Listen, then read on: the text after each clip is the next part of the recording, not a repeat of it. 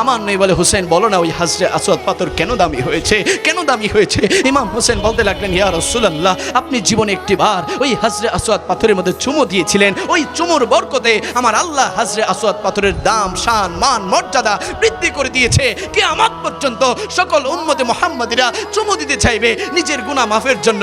আমার নবী এবার ডাক দিয়ে বলেন হুসাইন বলো না আমি তোমাকে কতবার চুমু দিয়েছি, কতবার তোমাকে আমি চুমু দিয়েছি?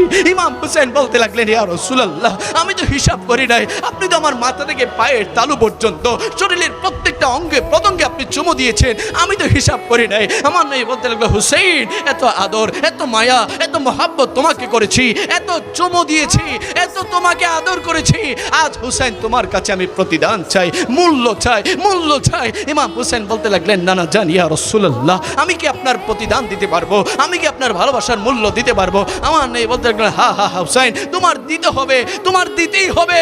আমি নবী দুনিয়ার জমিন থেকে চলে যাওয়ার পরে আমার উম্মতের ঈমানকে চিনিয়ে নেওয়ার জন্য মুনাফিক বের হবে, ষড়যন্ত্রকারী বের হবে, আমি নবীর ইসলামের কালিমার পতাকাকে নিমজ্জিত করার জন্য মুনাফিক বের হবে। ও হুসাইন আমার উম্মতের ঈমানকে রক্ষা করার জন্য রক্তের প্রয়োজন, ইসলামকে জিন্দা রাখার জন্য রক্তের প্রয়োজন। হুসাইন তুমি কি রক্ত দিবে, তুমি কি রক্ত দিবে? ইমাম হুসাইন বলতে লাগলেন লাব্বাইক ইয়া রাসূলুল্লাহ, লাব্বাইক ইয়া রাসূলুল্লাহ আপনি নবীর ইসলামকে জিন্দা রাখার জন্য আমি হুসাইন একবার নয় শতবার নয় হাজারবার নয় কোটিবার আমি রক্ত দিতে রাজি আছি। জোরে বলি সুবহানাল্লাহ। আল্লাহ